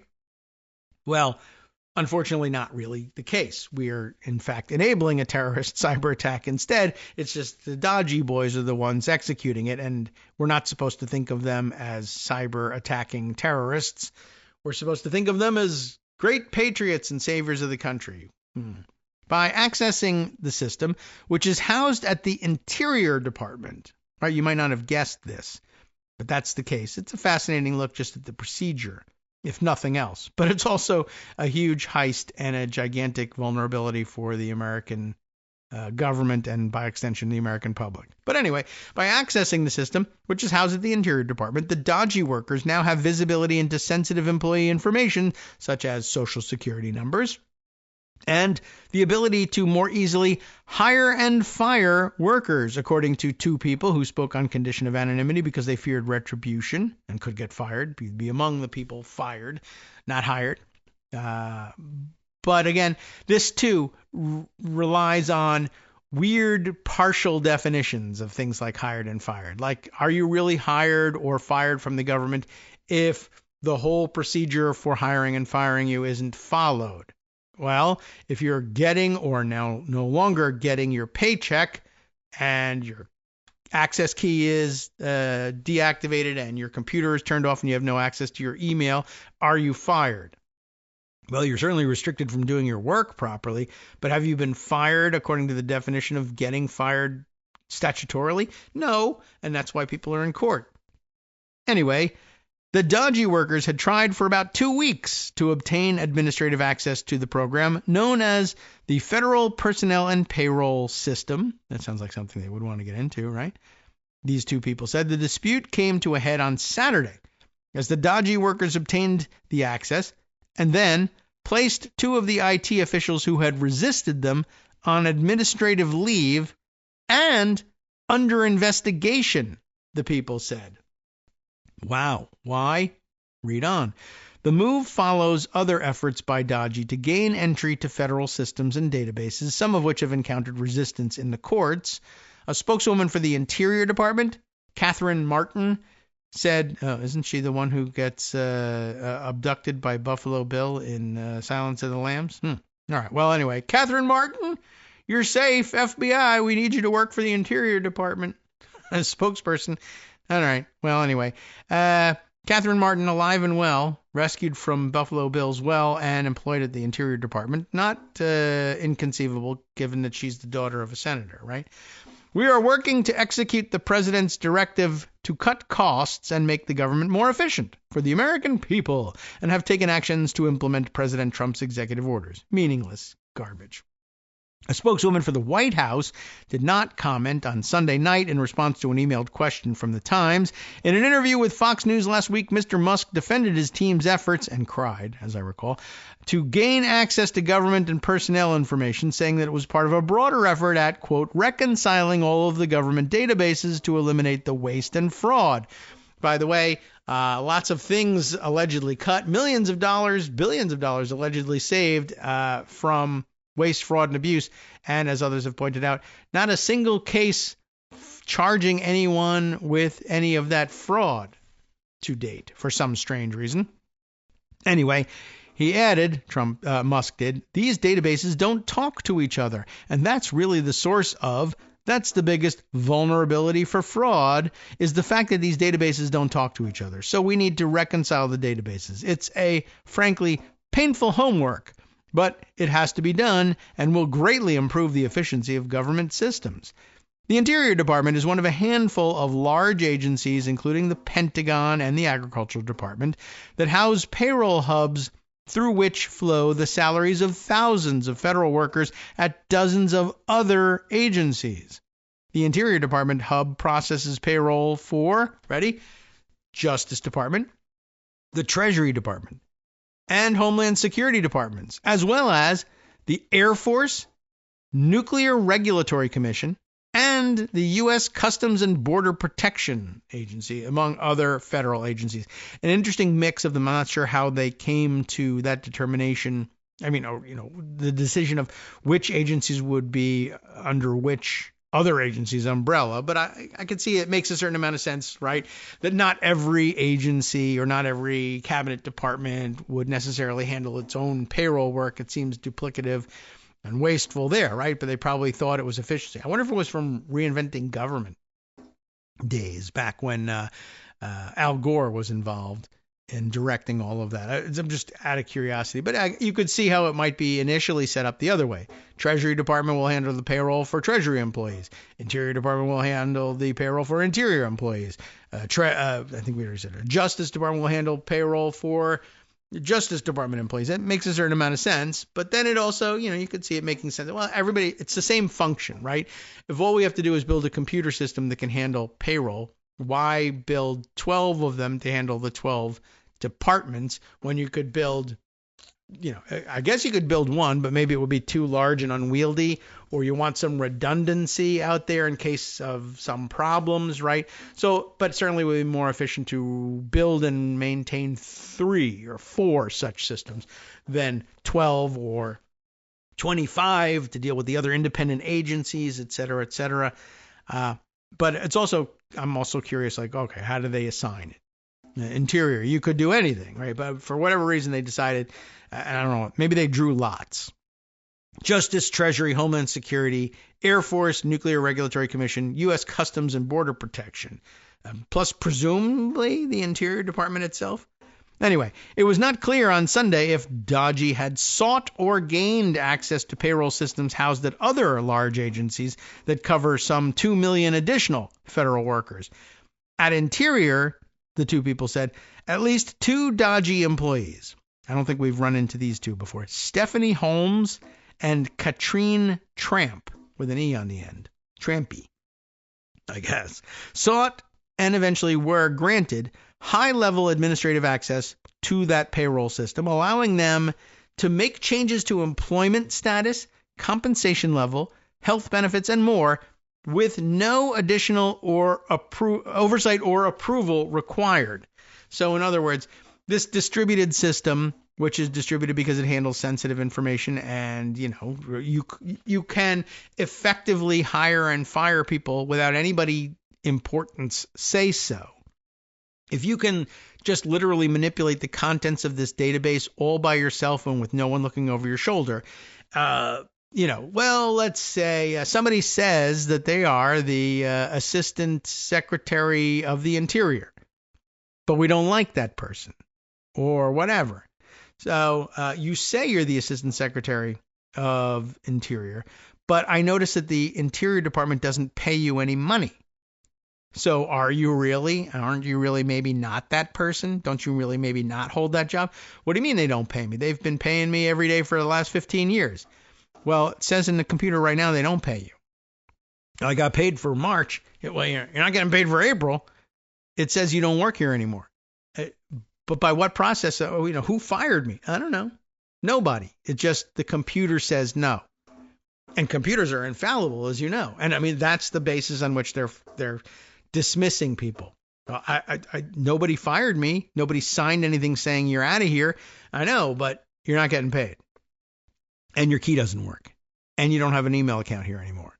And no one will accept your orders for anything because we're telling them all that you were fired. That's all it is. They just take over the computer like David Lightman in War Games or Ferris Bueller in in his famous day off. They just go into the computers and they just change the facts on the ground. It doesn't really change the fact. It just changes the computer records of the facts. And that's all that's necessary. So that's bad. And here's why. Late last week, as Ms. Holmes and Ms. Tramp, I don't know, Ms. Trampy, pushed for the access, senior career employees at the Interior Department wrote a memo describing the irregularity of their request and the risks associated with granting it. Right? They came in, said, give us this extraordinary access. And basically, long story short in this, but I'll tell you the long story. They said, we don't allow any one person or two people, for that matter, to have access to all of this stuff. It's just too much influence. There's too much that can go wrong with giving somebody this access with no oversight. We've split the access to this information up among 5, 10, 15 people. 2 keys got to be turned, at any given time to allow anybody access to all of this. And that's why, we do that for the safety of the data involved. Well, we don't want you to do that anymore. We now want you to give us this. And if you don't, you're fired. That's an old dodgy trick, but this one had a new twist to it. Not only are you fired, but as you'll find out later, we are reporting you to workplace authorities. We're putting you under investigation for inappropriate workplace behavior, which, these days you don't want that on your record. Could mean anything. And in this case, it means you didn't knuckle under to me immediately. That's inappropriate workplace behavior. But that's not what people think that means. Sup fam, it's your boy Darwin, aka Darwin_Darko, aka the most reasonable man in America, aka KITM's senior black correspondent. You might remember me from such recordings as Spacemen vs. Space Cadets and We Need to Talk About Joe Biden. Today, I want to bring you good news about that thing you've been struggling with. Do you suffer from giving too much of a damn? Do you turn on the series of tubes and find yourself outraged at the particular way some news organization strung some sentences together only to realize, nope, this is not some fictional hellscape? Well, guess what? You no longer have to accept the life of giving too much of a damn. You can do something about it, because even you, yes you, can be a show contributor. Now I know what you're thinking. Hey, Mr. Most Reasonable Man in America, I'm not some professional podcast talking guy. Don't worry about it. Do you have a smartphone or some other electronic recording device? Well, that's all you need. You too can have a segment where you can read us an important article and give us your take. Read one of your own original essays, or even just give us your commentary on something you'd like to share that's important to you. Fair warning though, side effects may include general punditry, having opinions and hot takes, getting stuff off your chest, and hearing your own voice. If your recording lasts longer than 5 to 7 minutes, please consult kagrox@gmail.com. That's KAGROX@gmail.com. All right, welcome back now to the Kagro in the Morning Show here on Netroots Radio, or the Eastern Bluebird Show here on Netroots Radio. I just got a note here that has changed my perspective on everything. Athena 5000 points out that the Bluebird may be an avid listener to the program who wants to come in and give us his opinion on the show. And now I feel bad that I have stomped on this possibility, but let me just offer the possibility that I don't know, maybe there's no access to email. It is a bird after all.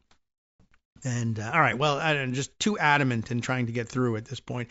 And we can't handle everything in the middle of the show. Otherwise, we wouldn't be able to bring you this story. And, my own thoughts are intruding enough into this story at this point. Okay, so where were we in this one about what's going on at the Department of the Interior and how much it controls in the government? I had no idea that the Interior Department ran payroll for so many other agencies. But again, I think it can make a certain amount of sense. But here's what's going on. And here's the story of the inappropriate firing and reporting of the people who were just trying to protect the integrity of the computer systems. Late last week, as Ms. Holmes and Ms. Trampy, remember them, pushed for access to the entire computer system, senior career employees at the Interior Department wrote a memo describing the irregularity of their request and the risks associated with granting it. Such elevated access to critical high-value asset systems is rare with respect to individual systems, and no single DOI, Department of Interior official, presently has access to all HR, payroll, and credentialing systems, said the memo, which was viewed by the New York Times. They've deigned to view it for you. Thanks very much. But you see the point they're making here? At present, no single DOI employee has or has ever had the access to the systems that these two are asking for. It's not done. We could we could distribute the access among several employees, but it's never been done that it's been given to one person with no oversight, or two people with no oversight. Gaining the elevated administrative access to the system would allow the people, in this case, Ms. Trampy and Ms. Holmes, would allow these people to view highly sensitive personal information, that's, we know, that is subject to controls under the Privacy Act.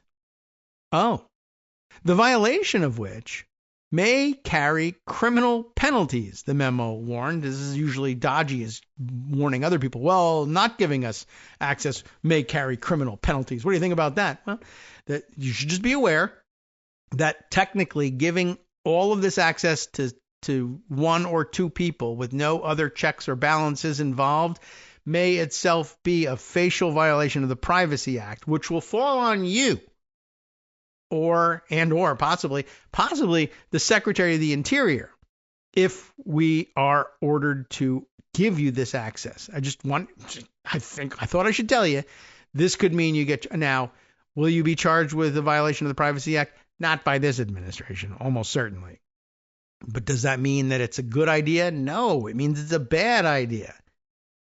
It also warned, this memo did, that individuals with elevated access to the system could become prime targets for cybersecurity attacks by terrorists, nations, or other malicious actors. If they, we usually protect people from that attack by making it known that, all right, cyber terrorists or whatever, you could hack this person, but you're not going to get access to the whole system because no one person has access to the whole system. You need to be able to successfully cyber attack 5, 10, 15 people in order to get in and get access to all this information. That's protection for the information. It's protection for the people. It's protection for the United States in general. But when I say the people, I don't mean we the people, though it is protection for we the people as well. It's our system, but protection for the individual workers who administer the system. There'd be less incentive to attack them if it was well known that doing so would not give you access to the system. You need to be able to pull it off 15 times with no mistakes or detection, and then be able to spoof all 15 of those people if you want to get in at the same time. But to hell with all of that is basically it. The memo also warned that administrative access to the system is typically requires training and certification. It's a delicate and maybe a little bit rickety system. Without formal qualifications, the department may experience significant failure because of operator error, the memo warns. And remember, this is payroll and access and everything for multiple departments of the government. On Friday, the federal employees asked the Doge workers to give this memo to Interior Secretary Doug Burgum. Remember him? He's the Interior Secretary. For his signature. This is the former governor of North Dakota, right? Billionaire in his own right. Thought about running for president. Nobody could figure out why, right? So now he's the Interior Secretary. So all they're saying is, look, here's our objections. Here's 5, 10 reasons why we don't just give access like this to any one or two individuals. But if you want it, you can have it. All we're saying is we want you to make the department, the Secretary of the Interior aware of it. Give him this memo. If he signs it and says it's okay, we'll do it. So on Friday, the federal employees asked the Doge workers to give this memo to Burgum for his signature, thus taking on legal responsibility for those risks, the two people said. All these things could happen, but if the Interior Secretary says, it's on me, let's do it, we're fine with it. Well, guess what? Mr. Burgum never signed the memo. Trump and paperwork, man, I'm telling you. He didn't sign it. We don't even know if he gave it to him. They just said, well, thanks for your memo. Go F yourself. And then they burst in and took it. Took control. Tyler Hassan, a former Doge employee. I don't know if it's Hassan or Hassan, but it's spelled like Hassan. Hassan. Tyler, I don't know. Maybe. Tyler is spelled the normal way. Tyler Hassan, a former Doge employer who was recently named as, he's a former Doge employee because he's instead been moved to another department. They need somebody to override all the security here. Let's fire the person who has the ability to override it because they won't do it for us and put this other person in. But they work at Doge. Yeah, well, now they don't. Now they, will be, the Interior Department's acting Assistant Secretary of Policy, Management, and Budget. So I don't know how old Tyler Hassan is, but now all of a sudden he's a assistant secretary, but an acting one. Okay. Interior. So to straighten it all out again. Sorry. Tyler Hassan, former Doge employee, recently named as the Interior Department's acting Assistant Secretary of Policy Management and Budget. Then, what did he do with it? He placed the agency's Chief Information Officer and the Chief Information Security Officer, who were the ones who came up with this memo, presumably, placed them on administrative leave, but that's not enough for him. He also placed them under investigation for their, quote, workplace behavior, the two people said. On Saturday, Interior Department officials gave Ms. Holmes and Ms. Trampy the access they sought, the two people said. But it's not enough. They not only got it, but now they have to try and attempt to ruin the lives of the two people who said, look, entire sectors of the government could go kablooey if these people set one wrong foot in one wrong place. Plus, they could be targeted by cyber terrorists. You don't want that. We don't care. We want it anyway. Fine. Just so long as you get the Interior Secretary to say it's okay. Nope, we don't want to. Well, then we can't let you. Well, then you're out. And you're under investigation for workplace behavior, which of course gets read everywhere else in the world as, oh boy, it's another one of these sexual harassment deals. Well, there's all sorts of workplace behavior that can go wrong, but this is right. This is right, correct behavior. Statutorily and by our job description, we're supposed to be protecting this database. You want us to unprotect it. Well, no, we won't, but we would if you would get our boss to say it's okay. That's all we're asking. Well, that's too much trouble. So we're going to put a middle boss in between you and the big boss, and the middle boss is going to fire you. Well, you need to ask the big boss if that's okay. No, we don't. Oh, well, that's the end of that story. So they've broken into the Interior Department and stolen the payroll information for that. And again, you should be aware that they can just, Ferris Bueller, David Lightman, this stuff. If they, I need to fire 50% of the workers, but the courts keep saying I can't do it this way. I have to do this long, drawn out process. Well, fine. Instead, we'll Milton them, office space, right? We'll just turn off their payroll and turn off their keys and turn off their email systems and access and their access to the computers, and they can't do any of the work. They're not fired, but they can't work, and we're not paying them. So you settle it later what you think that means, or in the meantime, you could do all sorts of other things too. You're not fired. It's just that you were being paid $135,000 for your job. Now you're going to be paid $95,000. I just switched the numbers. I didn't tell you. I didn't reach an agreement with you. I didn't get your union to sign off on it. I just changed your number. How many vacation days you have? That's subject to change too, I guess. Why not change that? How long you've been employed, so that if you what about this? We sent you the fork in the road email and you took it, and you're going to retire in September. Well, fine. But I'm not going to pay $135,000 from now to September. I'm going to pay, or whatever the equivalent would be monthly. I'm going to do it at the rate of $95,000. And you say you have 24 days of vacation time coming to you, but I say you have 12. And you say you've been in service for 25 years, such that your retirement benefits are going to be X when you retire, as agreed in September. But I say I'm changing that number from 25 to 1. And you're not getting any retirement. You haven't vested. You're unvested. Oh, but that's a mistake. That's a lie. That's just wrong. Well, something due process. Oh, but, also, what? As a matter of fact, F you. I'm not even going to pay you the pittance that we were going to pay you in retirement. In fact, you loudmouth, you're going in to a maximum security prison in El Salvador, because from now on, you're not only not a 25-year employee of the Department of Interior, you're a Venezuelan gang member and a terrorist, so please go away. And why not? Why not? That's savings, right? Well, we have yet to find out whether that's beyond the pale for Doge. I don't think so. but I haven't seen him do it yet. Just pointing that out. All right, so let's see. A couple other stories that I can bring to your attention. As you know from previous mentions on the show, today is Tuesday, and you know what we do on Tuesdays. We have elections. There's special elections going on in Florida. There are elections going on in Wisconsin. The key election in Wisconsin is a Supreme Court contest. They elect their Supreme Court justices there.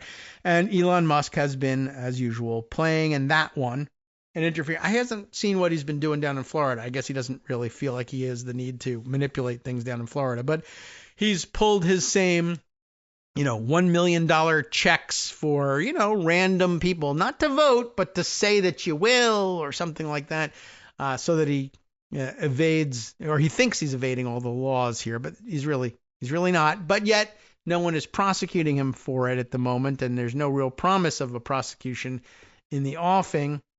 And of course, it can't be executed before Election Day, which is today anyway.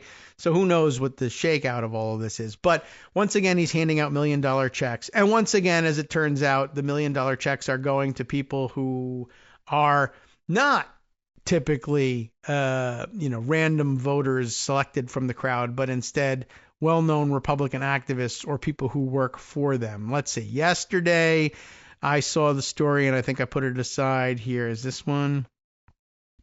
I can't. No, here it is.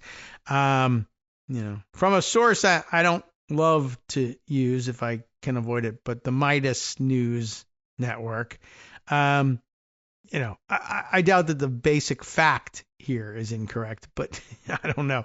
Republican operative Nicholas Jacobs locks Twitter after Elon Musk check controversy. That's not really the chief story here, but I guess, I don't know. So he locked his Twitter account. Who cares? What we really are worried about here is that one of the initial check recipients of the $1 million just for being a participating citizen and all that, coming from Elon Musk, just happens to have landed in the hands of the head of the college Republicans in Wisconsin. A random choice. Nicholas Jacobs, chair of the Wisconsin College Republicans and a rising GOP operative, received the check. For some reason, Midas thinks the big news is that he locked his Twitter account following intense backlash over his acceptance of this check. But the controversial payout handed to Jacobs during Musk's March 30th rally in Green Bay has fueled accusations that he was being rewarded for his political influence rather than as an impartial voter. And that's the story, that he locked his Twitter account. I could hardly be motivated to give a crap, and it's silly to have that be the focus. But there you have it. I don't know why that's the focus. Meanwhile, accompanying story from yesterday, I don't know. Let's see. Where is it being reported? At The Verge. The Verge will have a date for us here. It's today. And 9:21 a.m. at that. I had seen this woman do a video which, could end up as evidence in a court case against Elon Musk and all these things. Basically saying, I did everything Elon Musk said, and now I have $1 million, which is really not what you want in the case, saying that he's, paying people to do things that are prohibited. Well, I did everything he wanted, and that's why he gave me the $1 million. Anyway, Ekaterina Distler is the woman getting the second of the two controversial, I don't know how many controversial checks there are. Mia Sato reporting for The Verge. Basically, here it is. Elon Musk's $1 million handout winners are connected to Republican causes. So it's not just Nicholas Jacobs. Ekaterina Distler also has a questionable connection. On Sunday, a few thousand people in Green Bay, Wisconsin gathered to hear Elon Musk speak and give away 2 giant cardboard checks for $1 million. Oh, I guess they were only giving out 2 that day, and they both went to operatives. Attendance at the event was limited to people who had added their names to a petition against, quote, activist judges created by Musk's America PAC. He has promised money and other surprise announcements to people who signed the petition, and the splashy $1 million giveaway ratcheted up the stakes.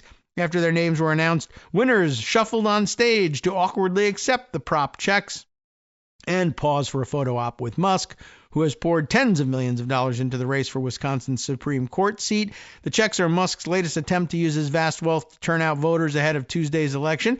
He's promised $100 to voters who sign the activist judge's petition. That's really pretty amazingly direct. And micro earnings for people who hold up a photo of Musk's chosen candidate with a thumbs up.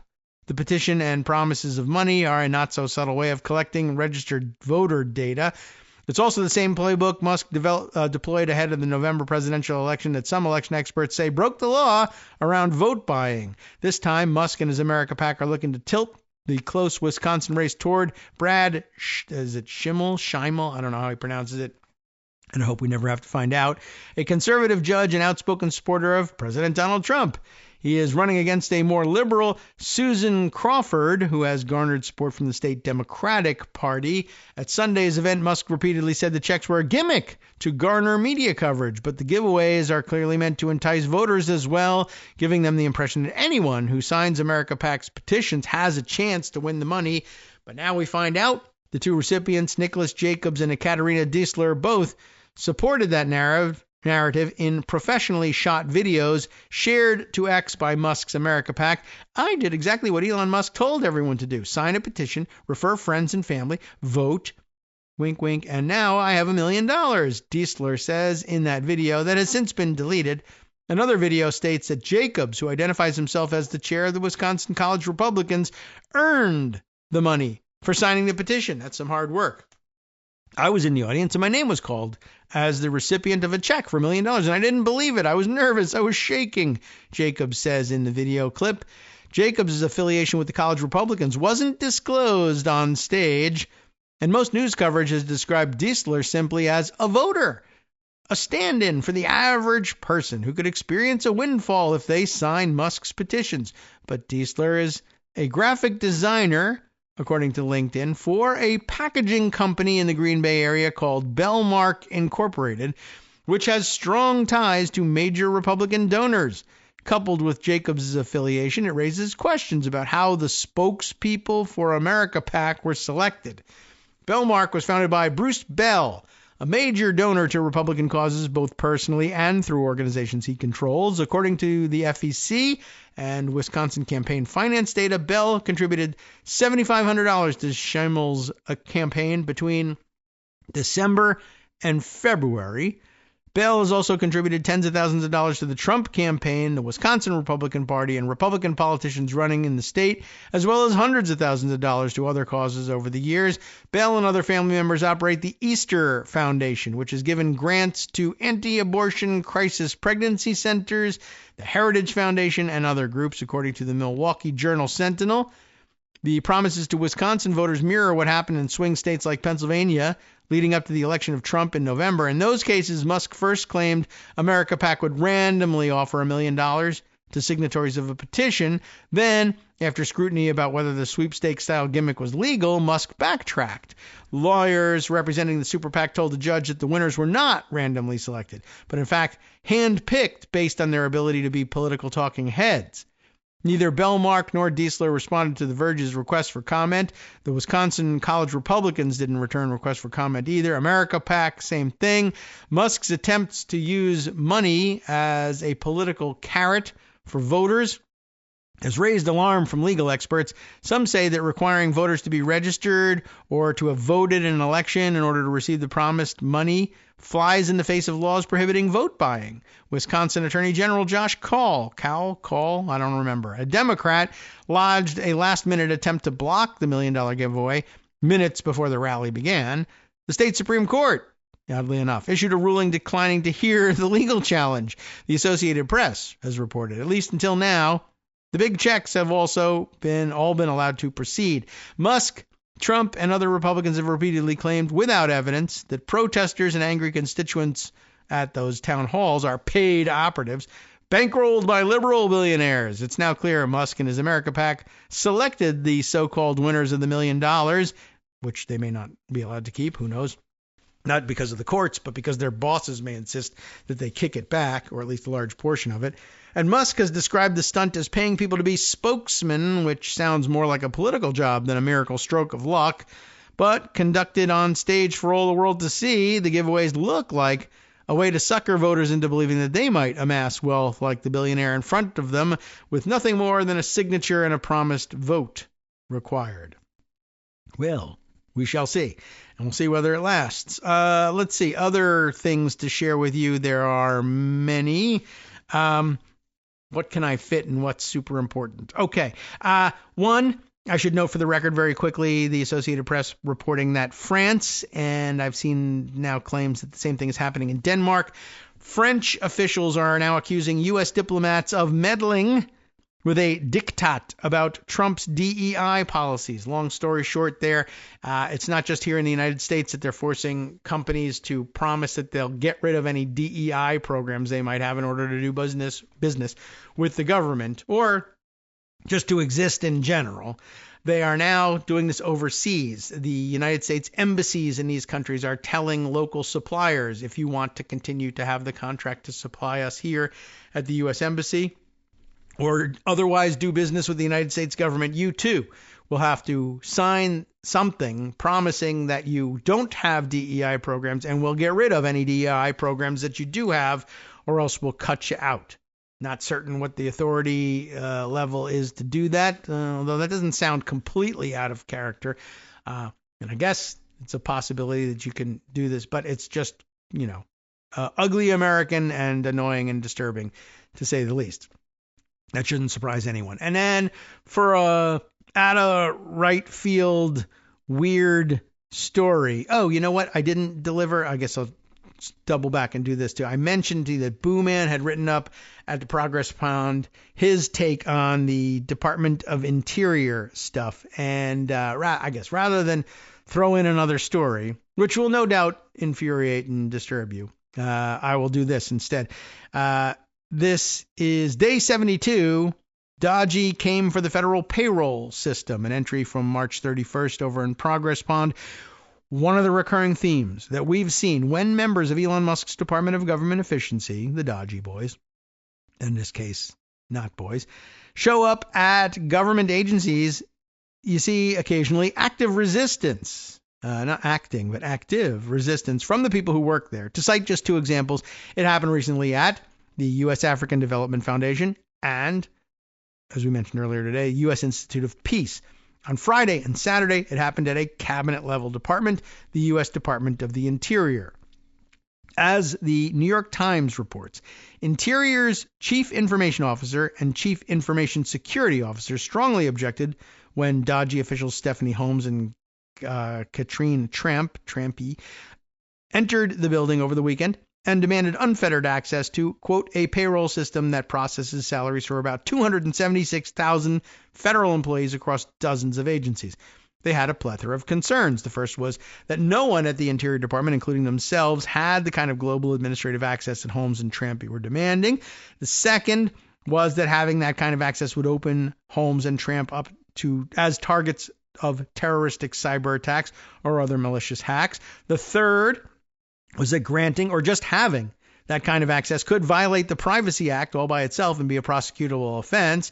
The fourth was that it would allow them to make changes to employment status, compensation level, health benefits, and more with no additional oversight or approval required. The fifth was that any kind of administrative access to the payroll system typically requires training and certification, and without those formal qualifications, the department may experience significant failure because of operator error. These concerns were drafted up into a memo on Friday. And then, of course, they demanded that the Interior Secretary sign the thing in order to make them feel better about surrendering, basically. I know they were standing up for what was right, but that's what it comes down to. These security officers were then, of course, placed on administrative leave and put under investigation for workplace behavior. And as Booman notes here, the workplace behavior really consisted of trying to follow the law and protect the security of the system that they were in charge of safeguarding. Their failure to just obediently follow orders from dodgy randos, not their boss, but dodgy randos who showed up at their door making crazy and dangerous demands, that is what has led them to being put on administrative leave and now being investigated. This kind of thing is now normal allegedly, and I only mention, Booman says, this particular iteration because it strikes me as a good way of seeing the problem. I think it's obvious that anyone trying to protect their job and livelihood understands by now that it's a bad idea to talk back when Doge comes knocking. But we keep seeing it happen nonetheless because the things that Doge is asking for are so obviously problematic that conscientious and responsible government workers can't bring themselves to just say yes. In this case, they at least wanted to notify Secretary Burgum of all the reasons why he shouldn't allow it, and if he was going to allow it anyway, have him take responsibility personally for anything bad that might result. This was interpreted as insubordination of the fatal variety. These things will continue until the fascist regime is defeated. But a good point and well put, and that's why I wanted to get it on the record. Yeah, it's a bad idea. And these things that's happening, they come in and they're demanding access that a conscientious government employee knows immediately is a bad idea. Like, I'm waiting for dodgy people to show up at missile silos and say, all right, everybody, listen, here's what I want to have happen. I need those two keys simultaneously turned that will arm the missile and ready it for deployment and launch at my command. And after that, you're all fired, and I need you to leave the premises immediately. I want you to turn on the engines, get a nuclear missile warmed up and ready to go, and allow me to launch it without any interference from anybody else. Everybody just go. Will you do it? No, you should not do that. All right, then fine. Not only will I appoint myself Secretary of Defense or acting interim Assistant Secretary of Defense for kicking you the hell out of this missile silo, but you're now all written up, and you're going to be investigated by the Inspector General for inappropriate workplace behavior for trying to prevent me from doing this. Can you imagine? Well, you don't have to, because it's actually happening. We'll return tomorrow with more stories probably exactly like this, happening at different cabinet-level agencies. I guess that's the difference there, too. I don't think it's happened at a cabinet agency. From networksradio.com. Cabinet department. A real department. You have been listening to Kagro in the morning with Waldman. Lots of other weird things happening in the world, of course. Justice Putnam, it'll be his job to bring you up to date on those things. Here's what is got on tap at the West Coast Cookbook and Speakeasy. A very angry Canada is ripping Trump to shreds in front of the entire world. I would like to have a better view of this, and if you would too, then stay tuned, because Justice will give it to you.